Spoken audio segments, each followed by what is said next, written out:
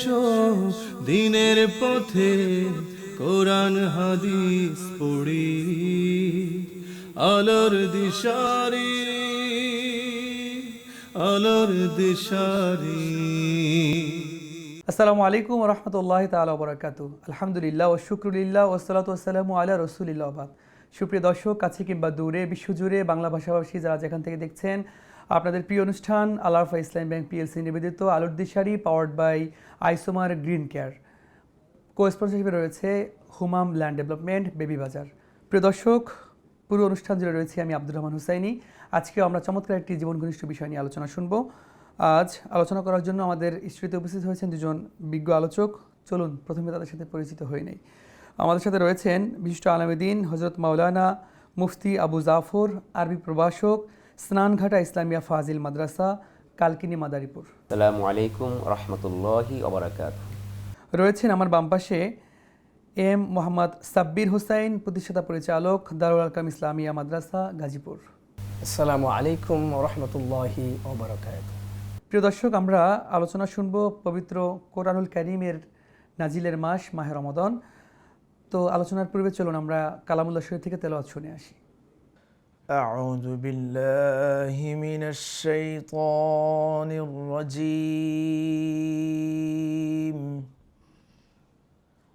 বিসমিল্লাহির রহমানির রহিম।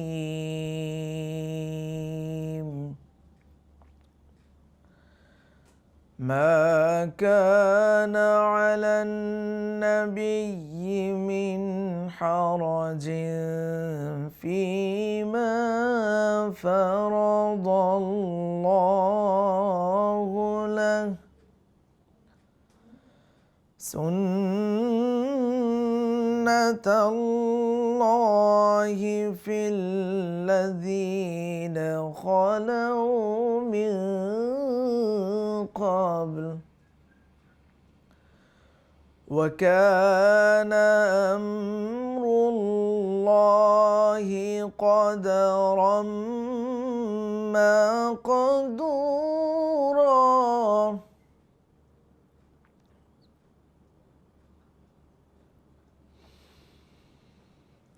الذين يبلغون رسالات الله ويخشونه ولا يخشون أحدا إلا الله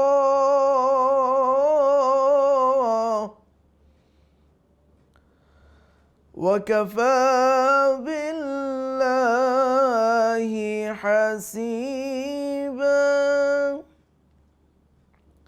ما كان محمد أبا أحد من رجالكم ولكن رسول الله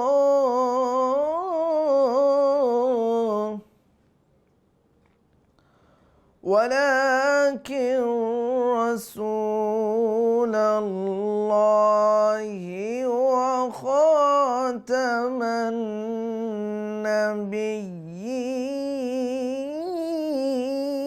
النبيين وكان الله بكل شيء عليما.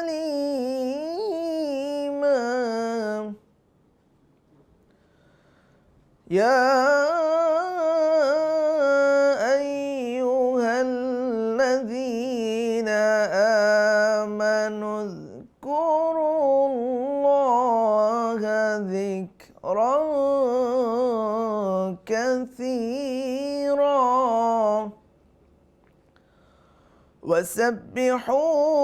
وسبحوه بكرة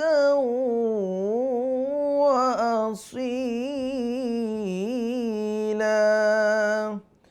صدق الله العظيم. প্রিয় দর্শক, অত্যন্ত চমৎকার কণ্ঠে আমরা কালামুল্লাহ শরীফ থেকে তেলাওয়াত শুনলাম। আমরা এই পর্যায়ে সরাসরি আলোচনা চলে যাব। প্রথমেই হাফেজ মাওলানা মুফতি আবু জাফর, আপনার কাছে জানতে চাইব, কোরআন নাজিলের মাস তো মাহে রমাদান, কোরআন নাজিলের প্রেক্ষাপট এবং কোরআন নাজিল নিয়ে যদি আপনি বলতেন।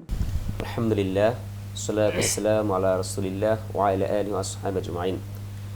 অবারিত রহমত, অফুরন্ত মাগফিরাত এবং সীমাহীন ক্ষমার বার্তা নিয়ে আমাদের মাঝে আবারও ফিরে এসেছে পবিত্র মাহে রমাদান। আল্লাহ রাব্বুল আলামিন এই মাসটিকেই আমাদের জন্য নির্ধারিত করেছেন আত্মশুদ্ধি এবং তাকওয়া অর্জনের জন্য। আর এই আত্মশুদ্ধি এবং তাকওয়া অর্জন করার অন্যতম প্রধান নিয়ামক শক্তি হচ্ছে আল কোরআন।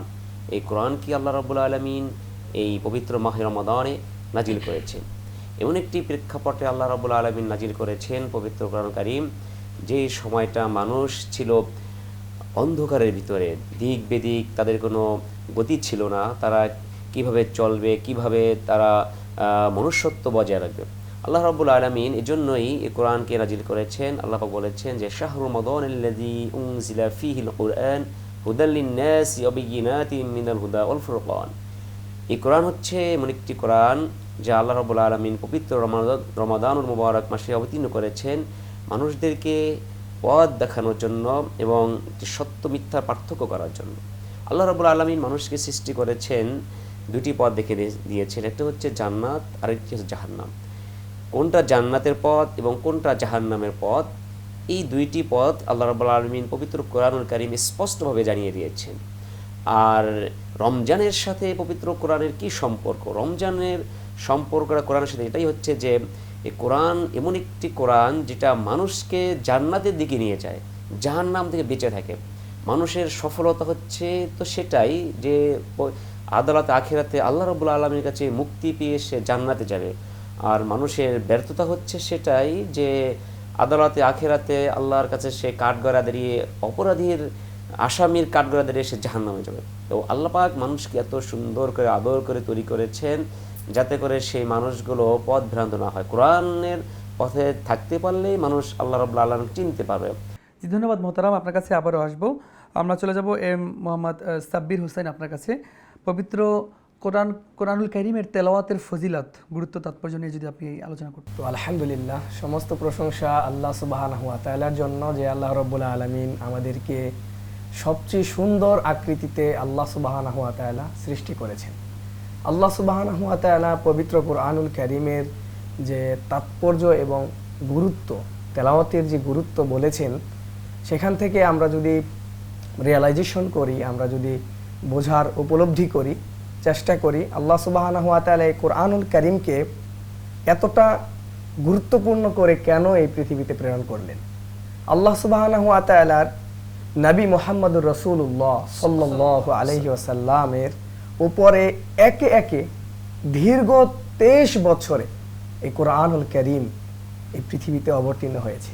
এই কোরআনুল কারীমের জন্য অনেক বাধার সম্মুখীন হতে হয়েছে আমাদের নবী মুহাম্মদুর রাসূলুল্লাহ সাল্লাল্লাহু আলাইহি ওয়াসাল্লামের। তো এই কোরআনুল কারীমকে আমরা সাজানো গোছালো পেয়েও কোরআনুল কারীমকে রমাদানের গুরুত্ব দিতে গিয়ে আমরা ঝালমুড়ি খাচ্ছি, আমরা বিভিন্ন রকমের আইটেম তৈরি করতেছি, কিন্তু কোরআনুল কারীমটাকে শোকেসে আলমারিতে রেখে দিচ্ছি। তো আমরা যেভাবেই হোক এই কোরআনুল কারীমের যে গুরুত্ব রয়েছে, কোরআনুল কারীমের যে তাৎপর্য রয়েছে, যে অপরিসীম ভূমিকা রয়েছে, এই কোরআনুল কারীমটাকে আমাদের আঁকড়ে ধরতে হবে অন্তরের অন্তঃস্থল থেকে এবং মহব্বতের সাথে আল্লাহর ইবাদত করতে হবে। তো এই কোরআনুল কারীমে আল্লাহ সুবহানাহু ওয়া তাআলা বলেছেন, যালিকাল কিতাবু লা রাইবা ফিহি হুদাল লিল মুত্তাকিন। যে কোরআনুল কারীমকে আল্লাহ সুবহানাহু ওয়া তাআলা মুত্তাকিদের জন্য পথ নির্দেশক করেছেন। আল্লাহ রাব্বুল আলামিন এই কোরআনুল কারীমের দিকে যারাই আসবে, যে বা যারা আসুক, ইহুদি, খ্রিস্টান, নাসারা, বৌদ্ধ, তারাও যদি কোরআনুল কারীমের কাছে এসে তারা পড়ার চেষ্টা করে, উপলব্ধি করার চেষ্টা করে, আল্লাহর ইবাদত করার চেষ্টা করে, কোরআনুল কারীমকে অধ্যয়ন করে, হৃদয়ঙ্গম করে, হৃদয় দিয়ে উপলব্ধি করে, তাহলে দেখবেন এই কোরআনুল কারীম তাকে আলোর একটা দিশা দেখাবে। তো এজন্য আল্লাহ সুবহানাহু ওয়া তাআলার প্রতি আমাদের শুকরিয়া আদায় করতে হবে। খালি শুকরিয়া আদায় করতে হবে রমাদানে এসে। রমাদানকে যদি আমরা কাজে লাগাতে চাই, তাহলে কোরআন তেলাওয়াতের গুরুত্বপূর্ণ বিষয় কোরআন তেলাওয়াতটা করা। কোরআন তেলাওয়াতের ভূমিকা অনেক রয়েছে রমাদানকে যদি আমরা কাজে লাগাতে চাই। আর আল্লাহ সুবহানাহু ওয়া তাআলার ইবাদত করার ক্ষেত্রে এই তেলাওয়াতটা আল্লাহর কাছে অনেক পছন্দনীয় হয়। রোজা রেখে যদি কেউ তেলাওয়াত করে, কোরআনুল কারীম তেলাওয়াত করে, এটার চেয়ে মনে হয় না আমার যে আর বড় কোনো ইবাদত হতে পারে। আর এখানে আমাদের বিরতির সময় হয়েছে, আপনার কাছে আবারও আসবো। প্রিয় দর্শক, আপনারা দেখছেন আল আরাফাহ ইসলামী ব্যাংক পিএলসি নিবেদিত আলোর দিশারি। আমরা ফিরবো ছোট্ট একটি বিরতির পরে, সে পর্যন্ত আমাদের সঙ্গেই থাকুন। আলোর দিশারি, আলোর দিশারি। ঘরে বসে ট্রেড করতে চান? তাহলে আমরা দিচ্ছি তার বেস্ট সলিউশন। মার্কেটের সব প্রয়োজনীয় তথ্য জানা থাকলে বিনিয়োগের যাত্রা হয়ে ওঠে আরো সহজ। তাই আপনার সফলতার সম্ভাবনাকে কাজে লাগাতে ডাউনলোড করুন দেশের নাম্বার 1 ট্রেডিং অ্যাপ গিফটিফাস্ট। আলোর দিশারি, আলোর দিশারি। প্রিয় দর্শক, বিরতির পরে আবারও স্বাগত জানাচ্ছি আল আরাফাহ ইসলামী ব্যাংক পিএলসি নিবেদিত আলোর দিশারি, powered by isomer agri care. Co-sponsor হিসেবে রয়েছে হুমাম ল্যান্ড ডেভেলপমেন্ট, বেবি বাজার। প্রিয় দর্শক, আমরা শুনছিলাম কোরআন নাজিলের মাস মাহে রমাদান নিয়ে আলোচনা। আমরা চলে যাব হাফেজ মাওলানা মুফতি আবু জাফর ভাই আপনার কাছে, যে কোরআনুল কারীম তেলাওয়াত, অনেক সময় আমরা তারাবির নামাজের মধ্যে তেলাওয়াত নিজেরা পড়ি কিংবা শুনি। সেই ক্ষেত্রে এই যে তারাবির নামাজে আমরা যে অনেক সময় খতম হওয়ার উদ্দেশ্যে তারাবির নামাজ পড়ে থাকি, সেই ক্ষেত্রে কি আসলে এই কোরআন খতমের পরিপূর্ণ সওয়াবে কি একজন মুসল্লি পেয়ে যাবে? আলহামদুলিল্লাহ। প্রশ্ন হচ্ছে যে তারাবির সালাতে কোরআন খতমের ফজিলত। তো আল্লাহ রাসূল সাল্লাল্লাহু আলাইহি সাল্লাম নামাজের মাধ্যমে কোরআন তেলাওয়াত করেছেন এবং সবচেয়ে বেশি তেলাওয়াত করেছেন নামাজের মাধ্যমে। তো তেলাওয়াতের যে কথা আসছে সওয়াব পাবেন, তবে মূল তেলাওয়াতের যে বিষয় সেটা হচ্ছে কোরআন বোঝার বিষয়টা। তো সেই বিষয়টাকেই আমাদের গুরুত্ব দিতে হবে, যে রমজানের প্রকৃত গুরুত্ব যদি আমাদের বহন করতে চাই, রমজানের পরিপূর্ণ ফজিলত যদি আমরা গ্রহণ করতে চাই, তাহলে কোরআনটাকে আঁকড়ে ধরতে হবে। আমি বলেছিলাম যে কোরআনকে আমরা শুধুমাত্র একটি তেলাওয়াতের মাধ্যমে না বুঝে শুধু তেলাওয়াতই করতে থাকি আর সারাদিন আমরা রোজা রেখি, বিষয়টা এরকম নয়। আল্লাহ রাসূল কাল কিয়ামতের দিন আল্লাহ রাসূল সাল্লাল্লাহু আলাইহি সাল্লাম আল্লাহ রাব্বুল আলামিনের দরবারে মামলা করবেন। সেখানে কোরআনে আসছে সূরা ফুরকান আল্লাহ পাক বলেছেন 30 নম্বর আয়াত, যে অকালা রাসূল ইয়া রাব্বি ইন্না কওমি ইত্তাখাযু হাযাল কুরআনা মাহজুরা। ইয়া রাব্বুল আলামিন, আমার এই উম্মত আপনার কোরআনকে পরিত্যাজ্য করে রেখেছে। অর্থাৎ কোরআনকে আমরা তেলাওয়াত করি নাই, তেলাওয়াত করলেও বুঝে বুঝে তেলাওয়াত করি নাই। কোরআনকে আমরা মনে করেছি সাধারণ একটি গ্রন্থ, পড়লে সওয়াব হবে। যখন আমাদের কোনো আত্মীয় স্বজন মারা যায় তাদের জন্য আমরা এটার জন্য দোয়া করে দিচ্ছি, মূলত কোরআন এর জন্য আসে নাই। রমজানের পরিপূর্ণতা হাসিল করতে অবশ্যই আমাদেরকে কোরআনের দিকেই যেতে হবে, কারণ এই রমজান মাসটিকে আল্লাহ পাক কোরআন নাজিলের মাস হিসেবে গ্রহণ করেছেন। আসলে কি দ্রুত সময়ের মধ্যে তারাবি নামাজ শেষ করাটাই কি আসলে জরুরি, নাকি সুন্দরভাবে তারতিল সহকারে এবং ধীর স্থিরভাবে তেলাওয়াত করাটা জরুরি? তারাবিটা হচ্ছে একটি বিরতি দিয়ে ধীরে ধীরে নামাজ পড়া, আন্তরিকতার সাথে আরামের সাথে তারাবি নামাজ আদায় করতে হবে। যে কত তারাবি কয় মিনিট হয়ে গেলো, শেষ হলো কি হলো না, এটা তো মানে একবারে নাথিং একটু বিষয়। এরকম নামাজ পড়লে সেই নামাজটা অ্যাকসেপ্ট আল্লাহ করবেন কি না সেটাও সন্দেহ। সুতরাং নামাজ পড়ার ক্ষেত্রে তো আমরা খুশি বিষয়টা জানি, যে নামাজে যদি আমরা ধীরে সুস্থভাবে নামাজ আদায় না করি তাহলে সেই নামাজটা আল্লাহ পাক কবুল করবেন কিনা আল্লাহ পাক ভালো জানেন। তবে ধীরে সুস্থে নামাজ আদায় করতে হবে এবং সলাতে তেলাওয়াতের ক্ষেত্রে অবশ্যই তারতিলের সাথে ধীরে ধীরে তেলাওয়াত করতে হবে। হচ্ছে যে আল্লাহ পাকে হাজির নাজির জেনেই নামাজ আদায় করা, তাহলে কিন্তু সফলতা হওয়া যাবে। আর যদি এভাবে দ্রুত গতিতে শেষ করে তাহলে আমরা সফল কীভাবে হবো? যে আমি যেটা বলতেছিলেন যে মনিবের সামনে যখন আমি আমার নিজেকে একেবারে প্রেজেন্ট করে দিব, উপস্থাপন করে দিব, সেখানে যদি আমি জানি আমার মনিব আমাকে দেখতেছেন, তাহলে আমার তাড়াহুড়া করার কিছু নেই। তাহলে মনিবকে আমি দেখে, মনিব আমার কাজ দেখতেছেন, মালিক আমার কাজ দেখতেছেন, এই অনুভূতি নিয়ে যদি কাজ করা হয় তাহলে সেই কাজ অবশ্যই ইখলাসের সাথে হবে। আর যদি আমার মনিবকে, আমার মালিককে যদি আমি ফাঁকি দেওয়ার চেষ্টা করি যে সে আমাকে দেখতেছেন না, আমার এরকম কোনো ভয়ভীতি না থাকে, তাহলে সেই কাজ সুন্দর হবে না। ধন্যবাদ মোহতারাম, চমৎকার আলোচনা করেছেন। আমরা অনুষ্ঠানের শেষ দিকে চলে এসেছি। মোহাম্মদ সাব্বির হোসেন, আপনার কাছে জানতে চাইব যে আমরা তেলাওয়াত করি, তো তেলাওয়াতটা শুধুমাত্র কি আমরা এই যে করার জন্যই করব, নাকি বুঝে শুনে আসলে আল্লাহ রাব্বুল আলামিন কোরআনুল কারীমের মধ্যে কি বুঝিয়েছেন, এই বিষয়টা আসলে কতটা গুরুত্বপূর্ণ যদি বলতেন আপনি? আলহামদুলিল্লাহ, প্রিয় ভাই বলতেছিলেন যে তার দিলের সাথে কোরআনটা তেলাওয়াত করা। তো আমরা আল্লাহ সুবহানাহু ওয়া তাআলার কোরআনুল কারীম মহিমান্বিত গ্রন্থ, এটাকে তেলাওয়াত করার সময় আমাদের অবশ্যই এটা সতর্কতার সাথেই তেলাওয়াত করতে হবে এবং যাতে সহিশুদ্ধ হয় এবং এই কোরআনটাকে যাতে আমরা বুঝে শুনে তেলাওয়াত করতে পারি। রমাদান মাসে এসে যদি আমরা কোরআন তেলাওয়াত বুঝে শুনে না করি, কবরে যখন আমরা মোহতারাম যাব তখন কিন্তু আমাদের 4টা প্রশ্ন করা হবে। শেখ, আমরা সবাই জানি যে 4টা প্রশ্ন করা হবে। দর্শকবৃন্দ যারা আছেন তারাও এটা বোঝার চেষ্টা করেন যে কবরে কিন্তু 3টা প্রশ্ন করে শেষ দেওয়া হবে না।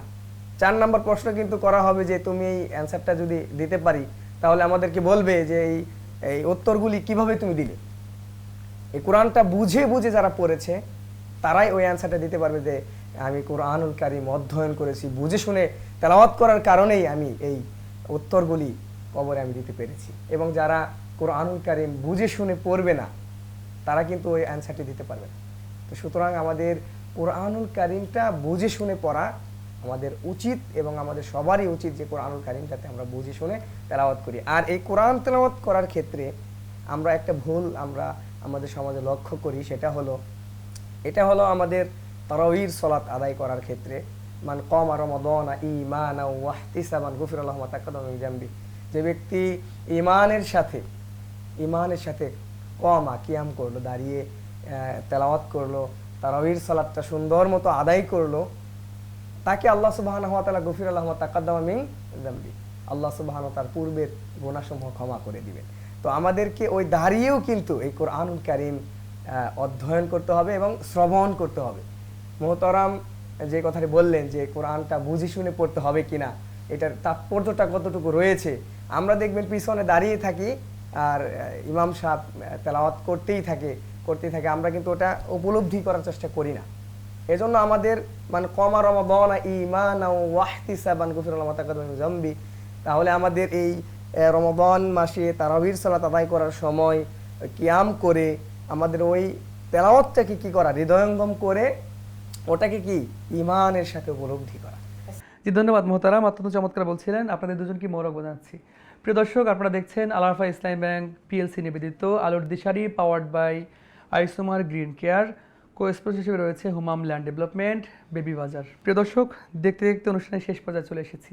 কোরআনুল কারীম তো এমন এক কিতাব যেই সম্পর্কে আসলে এই অল্প সময়ের মধ্যে বলে শেষ করা যাবে না। আল্লাহ রাব্বুল আলামিন বলেছেন যে তামাম পৃথিবীর সমস্ত গাছগুলোকে যদি কলম বানানো হয়, আলাউ আন্নামা ফিল আরদি মিন শাজারাতিন আকলামুন, আর পৃথিবীর সব সমুদ্রের পানিগুলোকে যদি কালি বানানো হয়, এই গাছরূপী কলম আর সমুদ্রের পানিরূপী কালি শেষ হয়ে যাবে, তারপরেও আল্লাহ রাব্বুল আলামিনের এই কালাম কোরআনুল কারীমের প্রশংসা লিখে কশিন কালেও শেষ করা যাবে না। নাফিদাত কালিমাতুল্লাহ। তো আল্লাহ রাব্বুল আলামিন আমাদের এই কোরআনকে রমজানুল মোবারকে পড়ে বুঝে হৃদয়ঙ্গম করার তৌফিক দান করুক। আল্লাহ রাব্বুল আলামিন কোরআনিক আমাদের জীবনটাকে কোরআনের রঙে রঙিন করার তৌফিক দান করুক। এই প্রত্যাশা রেখে আজকের মতো বিদায় নিব। যাওয়ার আগে অবশ্যই একটি ইসলামী সঙ্গীত শুনতে শুনতে বিদায় হব। সবাই ভালো থাকবেন, সুস্থ থাকবেন, সুন্দর থাকবেন। আসসালামু আলাইকুম।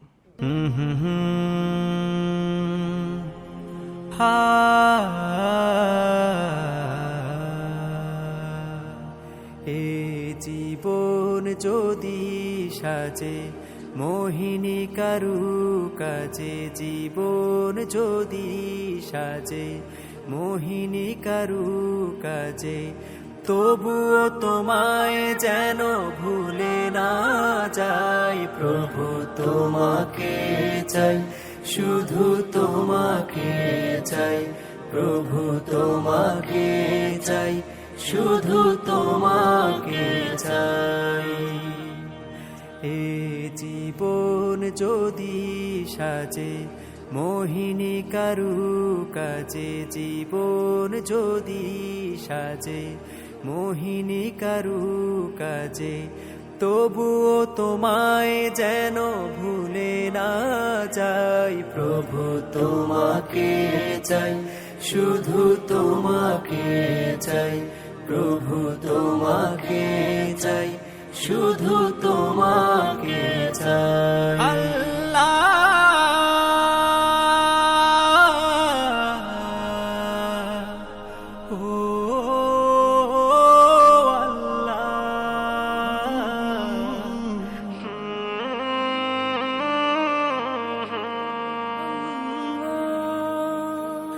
সুখ দুঃখে ছন্দে, ভালো কি বা মন্দে, আশায় নিরাশায়, বিরহ ভালোবাসায়, সুখ দুঃখে ছন্দে, ভালো কি বা মন্দে, আশায় নিরাশায়, বিরহ ভালোবাসায়, যদি সাজে কুলে কুলে,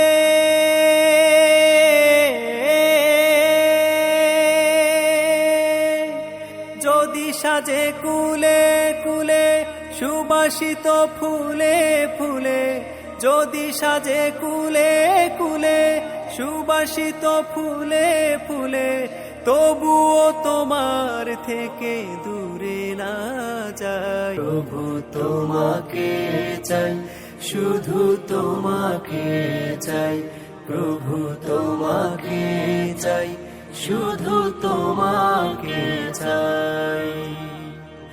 এ জীবন যদি সাজে মোহিনী কারুকাজে, জীবন যদি সাজে মোহিনী কারুকাজে, তবুও তোমায় যেন ভুলে না যাই। প্রভু তোমাকে চাই, শুধু তোমাকে চাই, প্রভু তোমাকে চাই, শুধু তোমাকে চাই।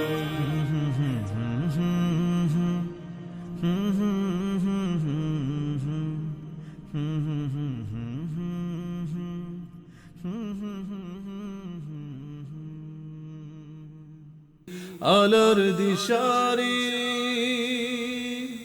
আলোর দিশারি, আলোর দিশারি, আলোর দিশারি।